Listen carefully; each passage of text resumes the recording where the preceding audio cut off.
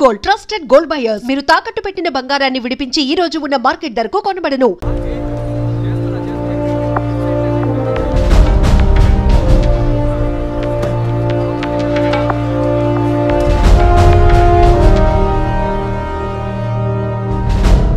So మీ ఇంట్లో ఉన్న drivers కానీ మెయిట్స్ కానీ మీ వైఫ్ని చివరిసారిగా ఎప్పుడు చూసా ఉన్నారు? Wednesday evening చూశారట.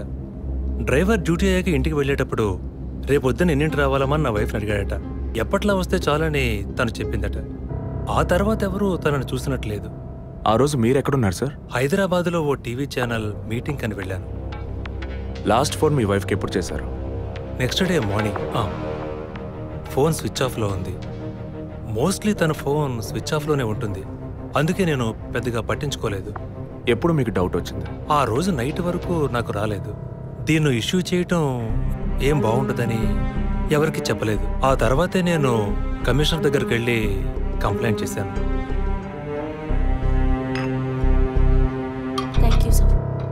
సో వివాహం ఎన్నేళ్ళైంది? 4 years. కిడ్స్? ఇంతవరకు వద్దని పోస్ట్పోన్ చేసుకుంటూ వచ్చాం. Now we're in plan. మీ వైఫ్కి హాబీస్, పర్సనల్ యాక్టివిటీస్ ఏమైనా ఉన్నాయా? తను పెద్ద క్రికెట్ ఫ్యానిటీ. ఇండియా గెలవాలని తను చర్చికి పోయి స్పెషల్ ప్రేయర్ కూడా చేస్తుంది. అంత పిచ్చి.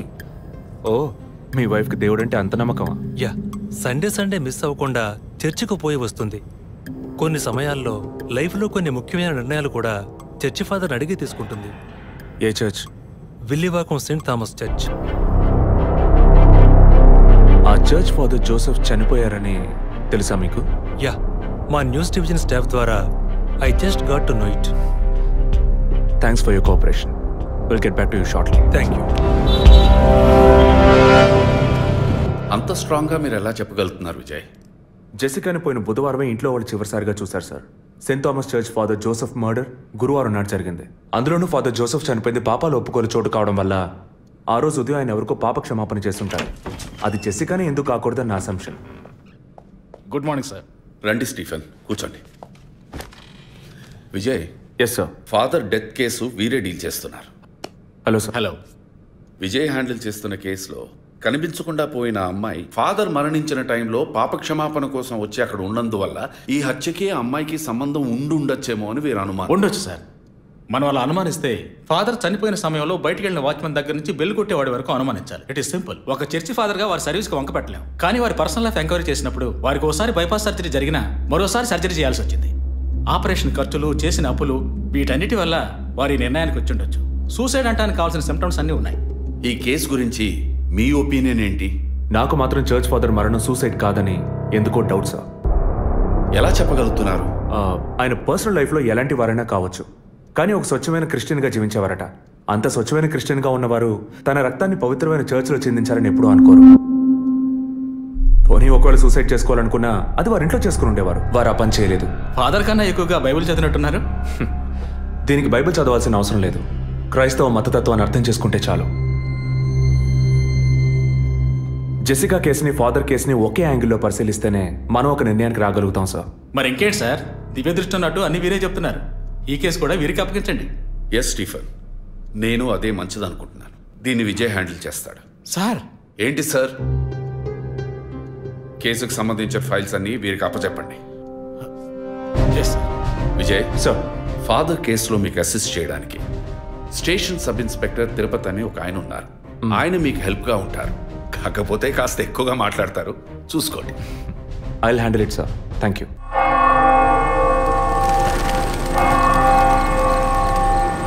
అడుక్కుంటే ఇస్తాడు, వేడుకుంటే తీరుస్తాడు, నిజమైతే గెలిపిస్తాడు యేసు. అడుక్కోండి. ఫాదర్ హైటు, వెయిటు మీకు మ్యాచ్ కావడం వల్ల ఆయన ఏ పొజిషన్లో కూర్చుని ఉంటారు, ఎలా ఉండుంటారని మీతో ఒక చిన్న అసంప్షన్. లేచరండి. డాంకీ యజ్ఞం కాదు, అందుకు ఇలా కూర్చోబెడతా సార్. నన్ను కొత్తగా మందు కనిపెట్టే డాక్టర్లు ఎలికి మీద ప్రయోగించినట్టు కంగారు పెట్టారు కదా సార్. ఫాదర్ ఎలా కూర్చున్నారో, ఎలా పడిపోయారో, ఎప్పుడు చనిపోయారో, ఇప్పుడు ఎక్కడున్నారో. కాకపోతే ఒకటి, father no more, I miss more. That is the difference. Commissioner గారు చెప్పింది కరెక్టే. కమిషనర్ గారు ఏం చెప్పారు సార్ నా గురించి? చెప్పారులే. పీసీ భానుమతి విషయమా? తెలిసే ఛాన్స్ లేదే. నా ప్రమోషన్ విషయమా? మనకంత సీన్ లేదే.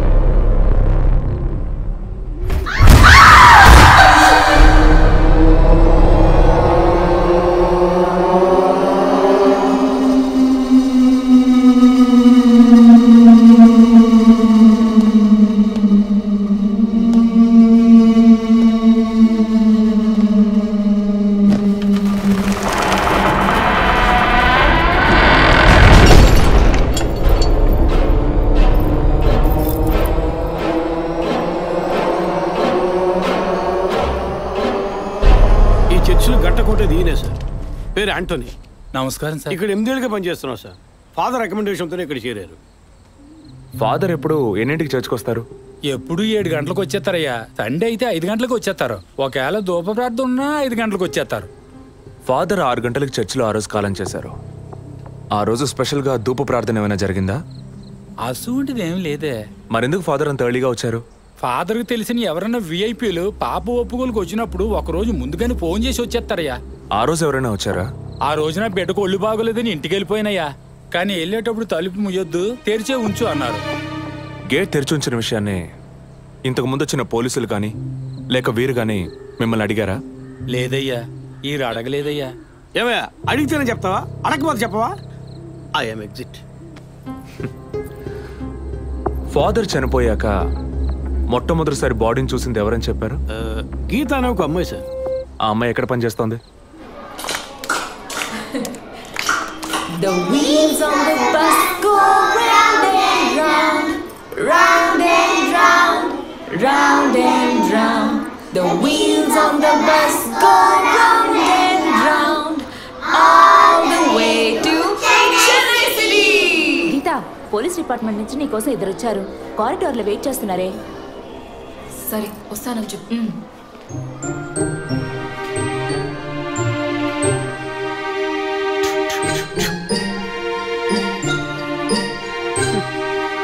ఈ వయసులో పిల్లలు అన్నాక ఇలాగే అల్లరి చేస్తుంటారులేండి. కానీ రేపు పెద్దయ్యాక మదర్ తెరిసా కావచ్చు, తాత గాంధీ కావచ్చు, మామ నెహ్రూ కావచ్చు. కానీ నాలా మాత్రం కాలేరండి.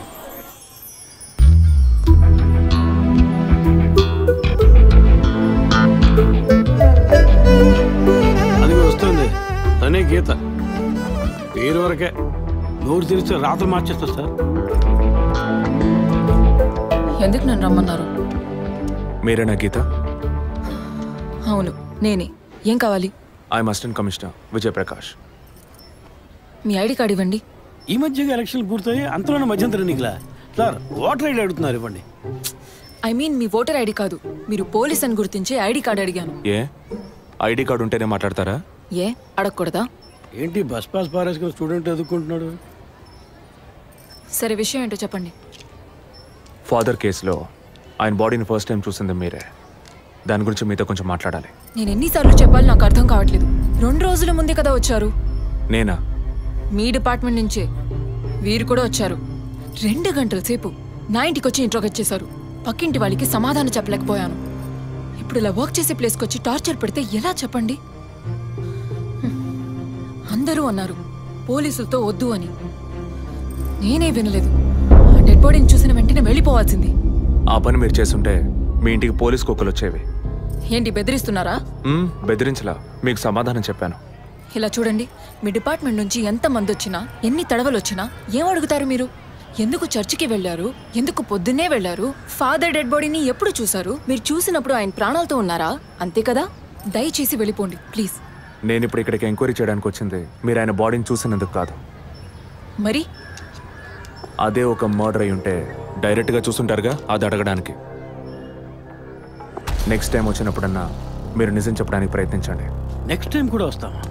ఇన్వెస్టిగేషన్లో ఇంటర్వల్.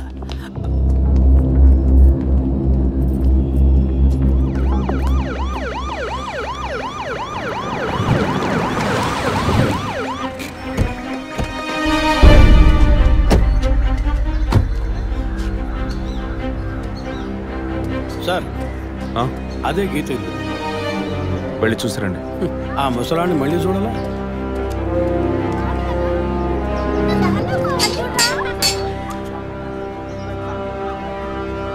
ఏంటి ఇంకా రాలేదు?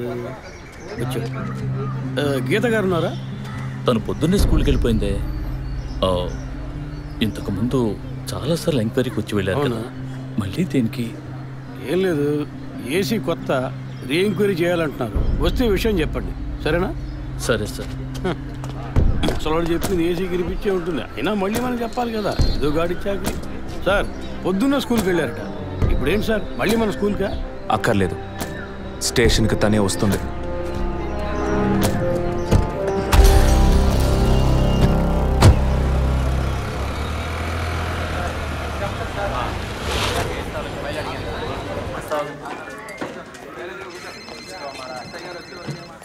మిస్సింగ్ కేసును తేలిగ్గా తీసుకోకండి సార్ రేపే నాకు ప్రోగ్రెస్ తెలియాలి. ఓకే సార్ మిమ్మల్ని చూడడానికి వచ్చారు.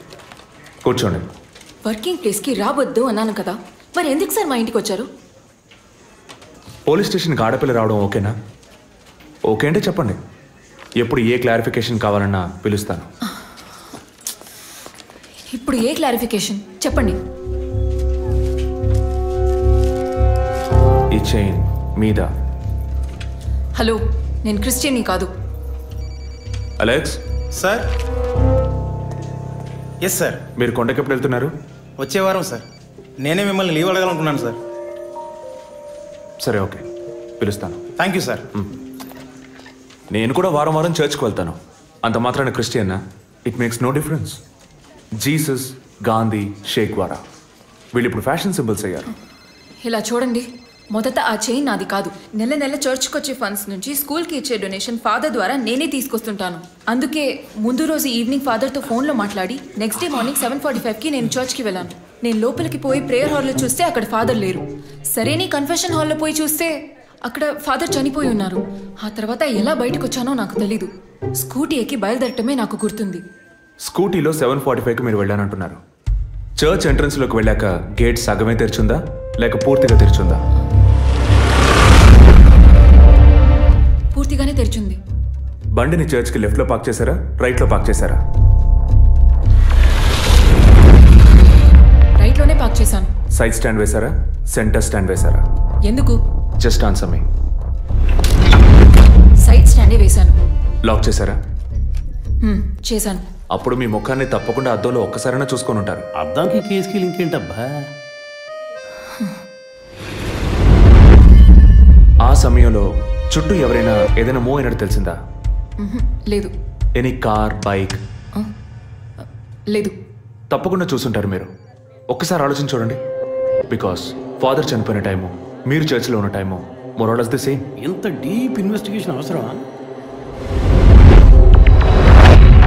అవును, అక్కడ ఒక కారు ఉన్నట్టే అనిపిస్తోంది. ఇది మనకి చెప్పలేదే, మనం అడిగితే కదా చెప్పేది. ఈ కార్ ఏమో చూడండి. అవును, ఇటువంటిది అయ్యుండొచ్చు. కారులో ఎవరైనా ఉన్నారా? లేరు. నిజంగా? అదే ఎవరు లేరని చెప్తున్నానుగా. Okay, cool. తర్వాత? ఆ తర్వాత చర్చ్ లోపలికి వెళ్ళాను. మొత్తం 3 ఎంట్రీలు ఉన్నాయి. మెయిన్ ఎంట్రీలోంచి వెళ్ళారా లేక సైడ్ ఎంట్రీలోంచి? మెయిన్ ఎంట్రీ క్లోజ్ చేసింది, అందుకే సైడ్ ఎంట్రీలోంచి వెళ్ళాను. సరే, మరి తిరిగి వచ్చేటప్పుడు ఎటు నుంచి వచ్చారు? అదే వచ్చే కంగారులో ఎట్నుంచి వచ్చానో ఏమో గుర్తులేదంటున్నానుగా. అక్కడ ఏదైనా మిస్ చేసుకున్నారా? లేదు. ఆలోచించి చెప్పండి. లేదు. ఏంటి ఇన్వెస్టిగేషన్ టైంలో గిఫ్ట్ ఇస్తున్నాడు, జడ్జిమెంట్కి అందడం లేదే. Is this yours? స్కూటీని తీసేటప్పుడు కీచైన్ని మిస్ చేసుకున్నాను. కింద పడ్డ కీ తీసాక మీరు ఒక భయంతో కంగారుతో బండి స్టార్ట్ చేస్తుంటారు. అప్పుడు ఆ కార్ అక్కడ ఉందా?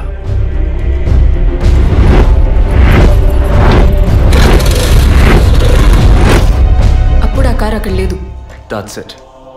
జెసికా చర్చ్కి వచ్చింది, స్ట్రగుల్ జరిగింది. బయటికి వెళ్ళేటప్పుడు ఒంటరిగా వెళ్ళే అవకాశం లేదు. పూర్తయిందా? ఇప్పుడు నన్ను వెళ్ళమంటారా? Anyway, thanks lot miss Geetha. No mention. మీరు చక్కగానే ఇన్వెస్టిగేట్ చేస్తున్నారు. Thank you. మీరు తెలివిగానే సమాధానం చెప్పారు. నన్ను మళ్ళీ మళ్ళీ పిలవరుగా? చెప్పలేం.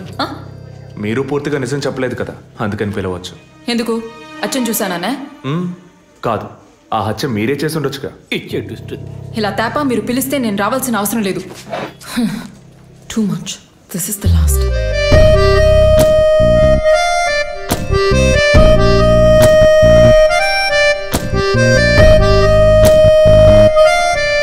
తిరుపతి సార్, మీరు ఎలా ఫీల్ అవుతున్నారు? ఈ అమ్మాయి చాలా మంచి అమ్మాయి సార్. నేను కేసు గురించి అన్నాను. అదే సార్ నేను అన్నది. ఈ అమ్మాయి కేసుకి బాగా కోఆపరేట్ చేస్తాం. మీరు పని చేయండి. చెప్పండి సార్. 2 రోజులు లీవ్ తీసుకోండి. ఏసీకి హీట్ ఎక్కింది, ఎప్పుడైనా ప్యాలెన్స్. సార్, ఈ కేసు నేను ఇంట్లో ఉంటే డీల్ చేస్తాను sir. I exit.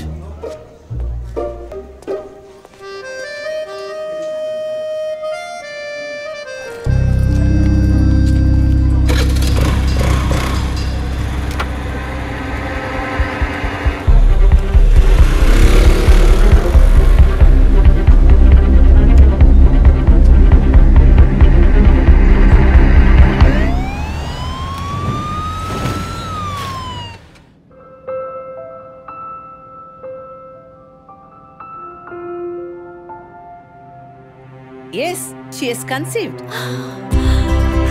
Thank you doctor, thank you so much. 2 months 10 days. సంతోషకరమైన వార్త విన్న వెంటనే నాకు ఇప్పుడు ఏం మాట్లాడాలో తెలియట్లేదు డాక్టర్. దేవుడి వరాన్ని కాస్త ఆలస్యంగా ఇచ్చాడు అంతే. డాక్టర్, ఇక మీద నేను నా భార్యను ఎలా చూసుకోవాలి? మన పెద్దవాళ్ళు చెప్పందా, కొత్తగా నేను చెప్పేదేముంది. బట్ యాజ్ అ డాక్టర్ నేను ఇప్పుడు ఏమీ చెప్పను. ఈ ఆనందంలో చెప్పినా అర్థం కాదు. ముందు ఈ శుభవార్త ఇంట్లో చెప్పి వాళ్ళని సంతోషపరచండి, ఓకే? ఈ సంగతి తెలిస్తే ఇంట్లో మాకన్నా అమ్మా నాన్న ఎక్కువ సంతోషిస్తారు. మరి ఆలస్యం దేనికి, ముందు ఫోన్ చేసి చెప్పేయండి. Sure doctor. ఒరే విజయ్ రారా, అభి ఇప్పుడే ఫోన్ చేసింది, తను కన్సీవ్ అయిందట. నేను బాబుని కాబోతున్నారా, ముందు నోరు తీపి చేసుకో. నువ్వు బాబాయ్ కాబోతున్నావు. అయ్యో రారా, నేను సంతోషం పట్టలేకపోతున్నాను. ఆడు చేతులు ఆడటం లేదు. రా, మా ఇంటికి ఒక కొత్త వెలుగు రాబోతోంది. ముందు మా కులదైవాన్ని దర్శించుకోవటానికి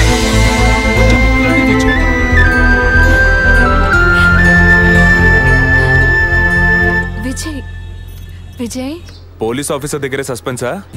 ఇల్లంతా ఎంత హడావుడిగా ఎంత సందడిగా ఉందో తెలుసా? ఇన్నేళ్ల తర్వాత మిమ్మల్ని అమ్మా నాన్న అని పిలవడానికి ఒక బిడ్డ. నేను బాబాయిని. నాకు అందులోని ఆనందం కన్నా మీ ఇద్దరు మనసులు సంతోషంగా ఉన్నాయి చూడు, అది చాలదురా నాకు. ఇటీవు ఏంట్రా ఉదయంతో పెద్ద డైలాగ్ వదులుతున్నావు? రే, ఇన్నేళ్ళుగా నువ్వు ఉదయం దగ్గర వదలని డైలాగ్సా? దుర్మార్గుడా, నీతో మాట్లాడమే తప్పురా. సరే సరే, ఇంతకీ ట్రీట్ ఎక్కడో ప్లాన్ చేసి చెప్పరా. And once again my hearty wishes to both of you. ఓకేరా, బాయ్ బాయ్.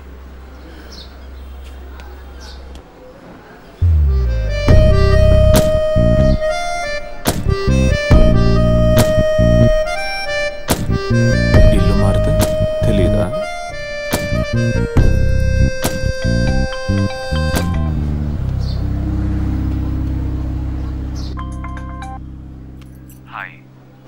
అసలేం కావాలి? కేసు విషయంగా మిమ్మల్ని చూడాలి. మీకు చూసే అవకాశం లేదు. ఇప్పుడు చూస్తూనే ఉన్నానుగా. ఏంటి బిల్డప్పా? ఇంటి ముందుకొచ్చి నుంచుంటే చూడొచ్చనా? మేము అసలు అక్కడ లేనే లేము. ఇక మీరు ఎలా చూస్తారు? ఆ ఇంటి ముందు నిలబడి చూస్తే కనపడరు, కానీ Ashok Nagar Majestic flat number 15 second floor balcony నుంచి చూస్తే తప్పకుండా కనపడతారు.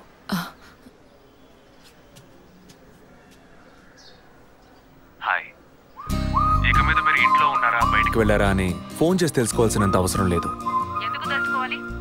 కేసు విషయంగానే.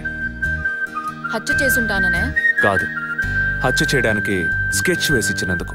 ఓ పోలీస్ ఆఫీసర్ అయ్యుండి ఇలా ఫ్లర్ట్ చేస్తున్నారే, ఇదేమైనా కరెక్టా? ఫ్లర్టా? డైలీ లేవగానే ఒక కప్పు కాఫీ తాగితే ఎనర్జీ వచ్చినట్టు, వర్కౌట్ చేస్తే రిలాక్స్ అయినట్టు మీతో మాట్లాడుతుంటే నాకు అనిపిస్తుంది. 600 మీరు ఈ కేసుని పూర్తి చేయకూడదు. ఒక చిన్న క్లూ కూడా దొరకకూడదు. ఇది నా శాపం. చిన్న క్లూ అక్కర్లేదు, ఓ పెద్ద క్లూనే కావాలి.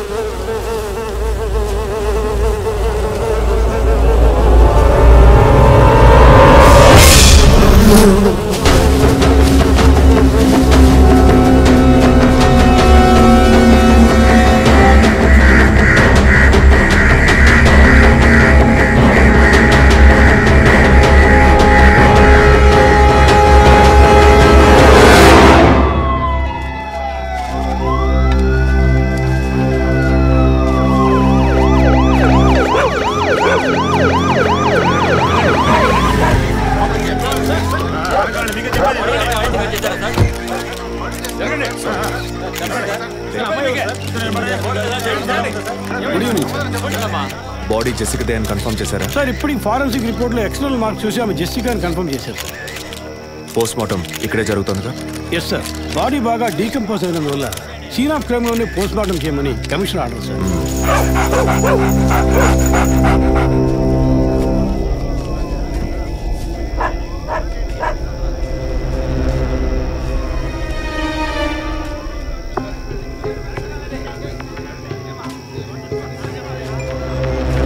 తిరుపతి సార్, కార్లో ఉన్న థింగ్స్ అన్ని మిస్ చేయకుండా కలెక్ట్ చేసి పెట్టండి. Okay sir. తన హస్బెండ్కి ఇన్ఫార్మ్ చేశారా? ఇప్పుడే ఇన్ఫార్మ్ చేశాను సార్, కానీ ఈలోగానే ఛానల్స్ వాళ్ళందరూ వచ్చేసారు సార్. పోస్ట్ మార్టం ఎక్కడ జరుగుతోంది?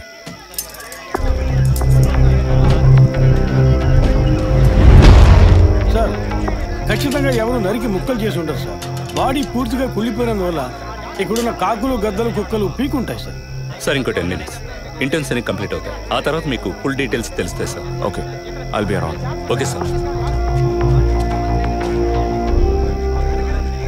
జెసికా దొరికితే ఫాదర్ విషయంలో ఏదైనా క్లూ దొరుకుతుందని ఆశించాం. ఇప్పుడు తనే లేదు. పాపాన్ని క్షమించే ఫాదర్ ఇప్పుడు ప్రాణాలతో లేడు. పాపాలు ఒప్పుకోలుకు వచ్చిన జెస్సీ ఇప్పుడు ప్రాణాలతో లేదంటే మరి ఆ పాపం ఏంటి? ఫాదర్కి జెసికాకి మాత్రమే తెలిసిన నిజం ఇంకెవరికో తెలిసిందే. Excuse me sir, physical wound cause of death మీరు చూసారంటే ఎడం చేతి మణికట్ట దగ్గర కోసి ఉంది సార్. బ్లడ్ కంప్లీట్గా డ్రైన్ అయినందువల్లే ప్రాణం పోయింది sir. And one more important thing sir, she was pregnant.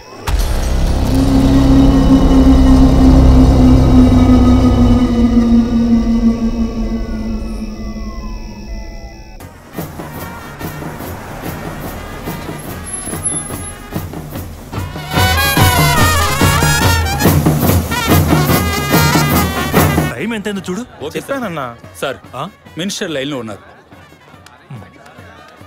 అయ్యా లేటు గీటు ఏం లేదయ్యా, తొందర ఏం లేదు, నిదానంగా రండి. మీరు అమ్మ వచ్చి గాజులు వేస్తేనే కదా ఫంక్షన్ నిండుతాను. సరేనయ్యా. అయ్యగారు ఎప్పుడు వస్తారు? ఆలస్యం అవుతుందండి. ఇంకో 10 నిమిషాల్లో వచ్చేస్తారు. నువ్వు వెళ్ళి అక్కడ చేయాల్సిన పని చూడు ముందు. ఇంకోసారి ఫోన్ చేయండి.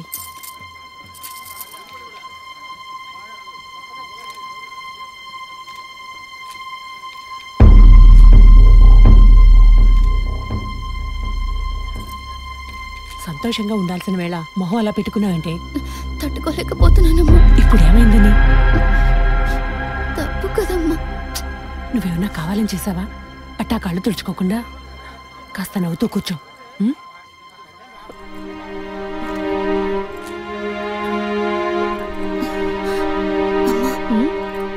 నేను రెస్ట్ రూమ్కి వెళ్ళొస్తాను. వెళ్ళు, అలాగే రీఫ్రెష్ అయ్యరా. త్వరగా రా, మంత్రి గారు కూడా వచ్చే టైం అయింది. అర్థమైందా?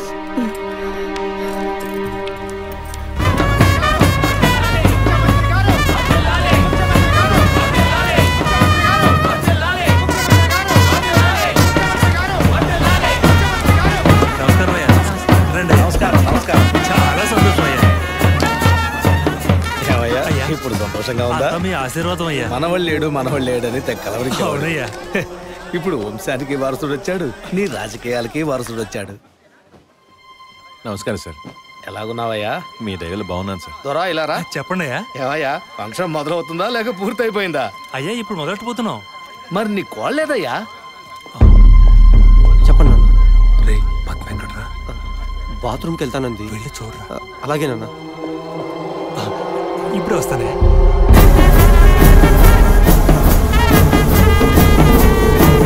అమ్మా